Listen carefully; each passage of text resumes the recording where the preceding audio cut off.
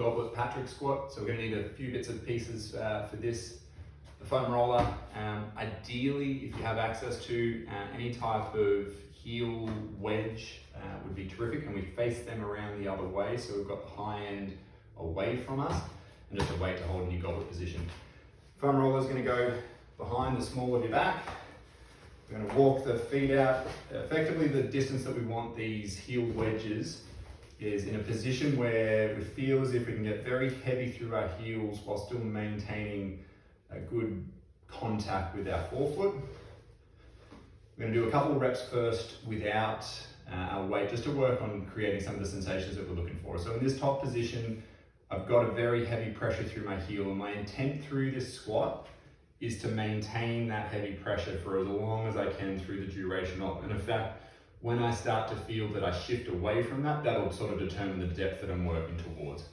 The other thing that I want to try and sort of feel as I go through this squat is effectively sort of a spreading of my sit bones as I descend down in that squat. So to sort of give ourselves that sensation, if we take our hands and find our sit bones, we're going to sort of cup our fingers underneath the insides of them.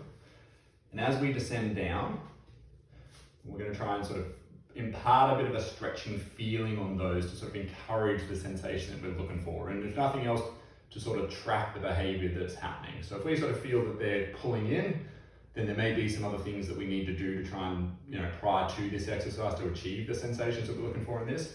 Otherwise, again, before we hold the weight, we're just trying to sort of help ourselves recognize the feelings that we're trying to get.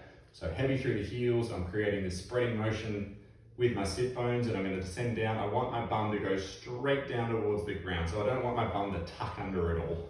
But as soon as I tuck it under, I'm going to lose that spreading sensation. When I get to a point where either I again start to lose that heavy pressure through my heels, or I start to feel that stretching sensation cease, that's going to be my indication that that's as deep as I need to go.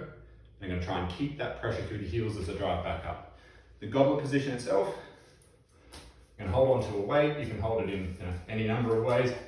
My preference tends to be sort of hold it by the horns upside down and sort of rest on my chest. I'm going to try and bring my elbows underneath and try and sort of scoop them forwards very gently, just so I feel a bit of a stretch through my upper back.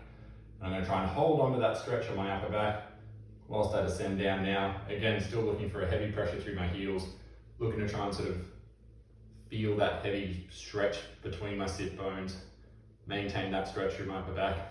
And then I'm just going up and down for reps. I'll breathe in at the top, breathe out as I go down, breathe in at the bottom, breathe out as I go up.